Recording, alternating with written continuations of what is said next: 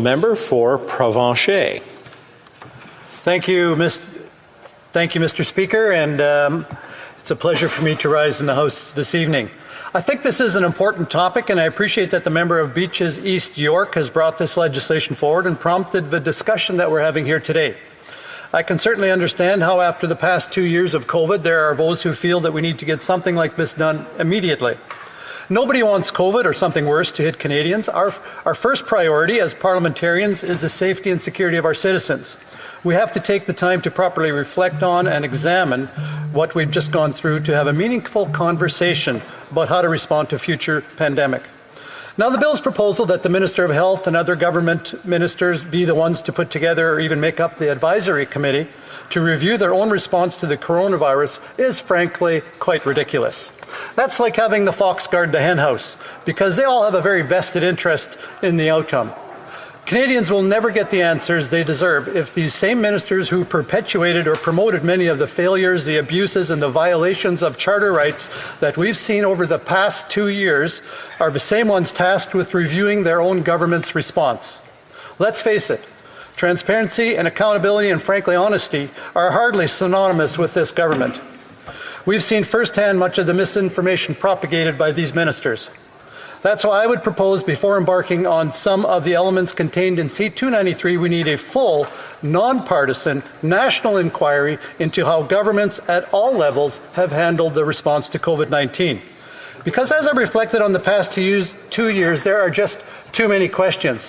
Questions that have not only never been answered by government, but in many cases no one in government or the media have even had the courage to publicly ask. And herein we have the first major issue in the government's handling of COVID.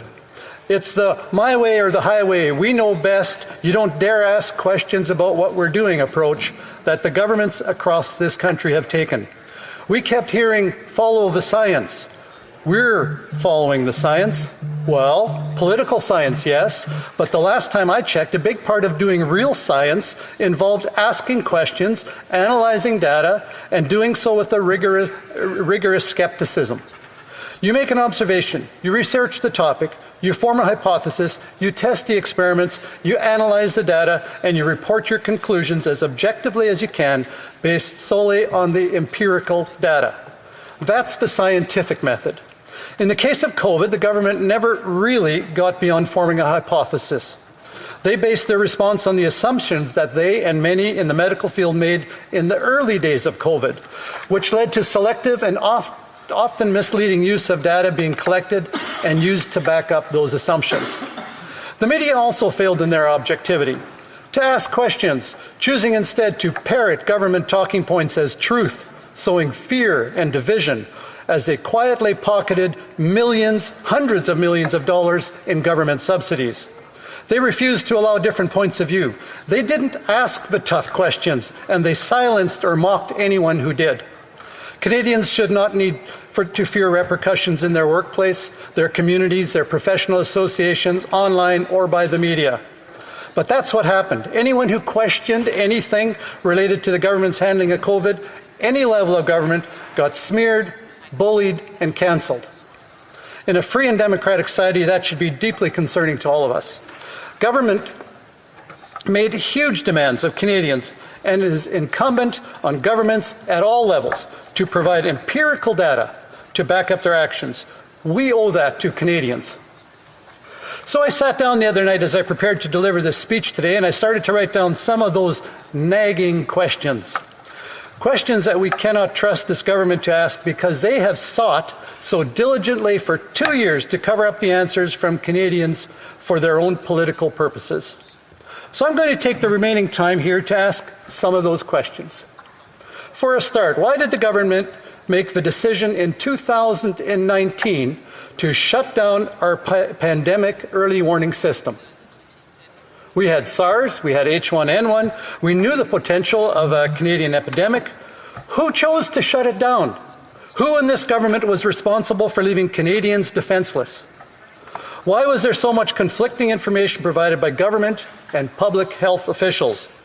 There were days when the WHO said one thing, Dr. Tam said another, and in my province of Manitoba, Dr. Roussin said something completely different, all on the same issue. This bred confusion, fear, and mistrust.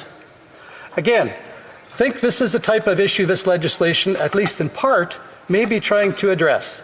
But again, we can't address these issues until we know firsthand what took place, who was responsible, and we can't trust this government to provide us with those answers. We learned how the Public Health Agency of Canada, the same department responsible for the government's COVID response, had allowed our National Microbiology Lab in Winnipeg, one of our nation's foremost secure facilities, to be infiltrated by Chinese spies with direct links to both the Wuhan lab and the bioweapons program of the People's Liberation Army. Why? The government sued Parliament to cover it up. They refused to come clean. And then they turn around and make a deal with China to be the sole manufacturer of Canada's vaccine supply. The deal ultimately fell through, but there are a lot of questions here, and questions that require answers. Why does the government refuse to release procurement details, like the price per dose, when other governments have been transparent? There are still legitimate questions related to vaccine safety and efficacy. Why did the government agree to hide the safety data for Pfizer for 75 years? 51,714 Canadians have suffered vaccine injuries to date as a result of their COVID shots.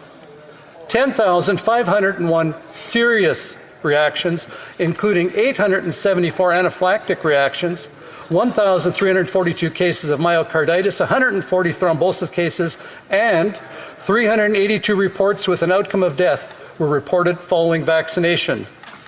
Where does that information come from, Mr. Speaker? From the government's own website. You can look it up.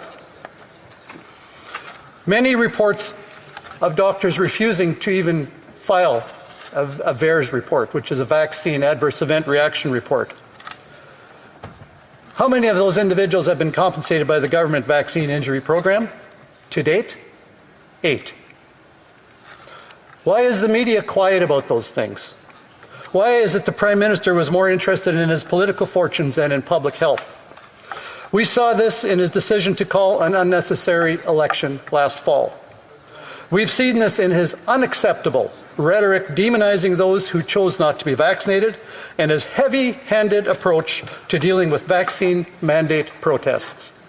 One minute our truckers are essential workers, heroes who kept our country going. The next they're villains so awful that the Emergency Act was invoked to deal with them. And I think the inquiry and ultimately history will show just what an unjustified and politically motivated response that was. There are also serious questions related to government spending. The Liberal government spent unprecedented amounts, hundreds of billions of dollars to fight COVID, but their own parliamentary budget officer shows that at least 40% of that money, $205 billion, never went to fighting COVID. So where did it go?